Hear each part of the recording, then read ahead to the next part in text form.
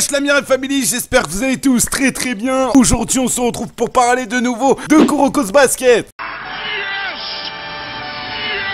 Oui, aujourd'hui on est là pour parler de pourquoi Midorima n'entre pas dans la zone. Oui, troisième épisode de cette un petit peu série sur Kuroko, pourquoi les personnages ne rentrent pas dans la zone. Donc voilà, on a fait Kuroko, on a fait Murasakibara et maintenant on va faire bien évidemment Midorima. Et vous m'avez demandé de faire Midorima, donc du coup je me dis bah allez let's go, on va faire Midorima. Donc j'espère que cette vidéo va vous plaire. N'hésitez pas à mettre un maximum de miracles pouces bleus les frérots, ça fait plaisir et ça aide au référencement. Évidemment de partager la vidéo à tous vos potes fans de Kuroko's Basket et fans de Midorima, voilà, hein, pour tous ceux qui sont fans de Midorima.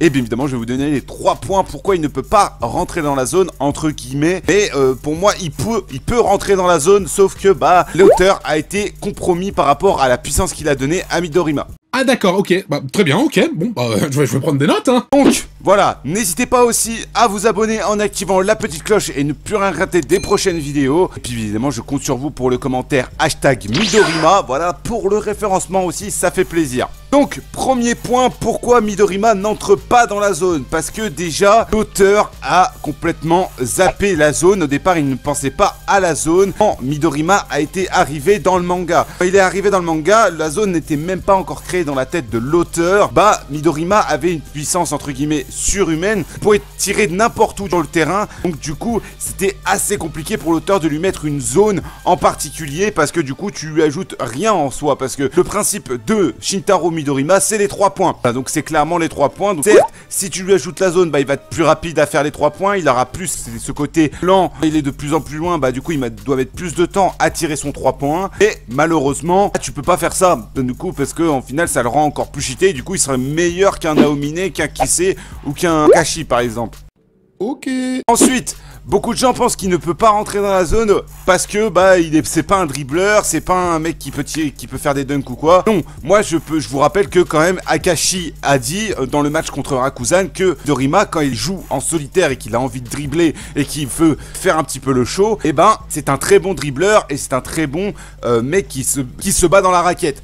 Ouais, c'est pas faux. Contrario, certes, il est moins fort qu'un Naomine ou un Kisei pour dribbler, mettre des dunks et tout ça parce que c'est un shooter à 3 points. Hein. Sachez que chaque membre de la Génération Miracle ont un poste défini. Hein. Donc c'est vrai que bah, Midorima, c'est un poste où il est là pour shooter des 3 points, pour mettre le plus de points possible. Il n'est pas là pour faire le show.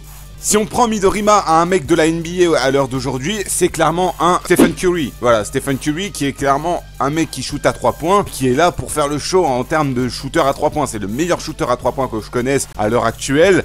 Et ensuite, troisième point, c'est que tout simplement, je pense, il a le talent et il n'aime pas assez ce sport. Voilà, je pense que le problème de Midorima, il aime ce sport, mais il ne l'aime pas autant qu'un Naomine, qu'un Kisei, Kagami, par rapport aux autres. Voilà, je pense que Midorima, c'est celui qui aime le moins de sport avec Murasakibara. Murasakibara, c'est encore pire. Voilà, donc à voir peut-être si l'auteur refait un petit peu une suite du manga, comme genre s'il va aller dans l'NBA. On aurait pu voir la zone aussi dans Extra Game, mais malheureusement l'auteur n'a pas décidé de être Midorima avec la zone dans Extra Game parce que je vous ai expliqué bah, que ça servirait à rien. À part qu'il sait dribbler peut-être mieux, qu'il va peut-être pouvoir faire des meilleures feintes. Voilà, ça va peut-être servir à ça.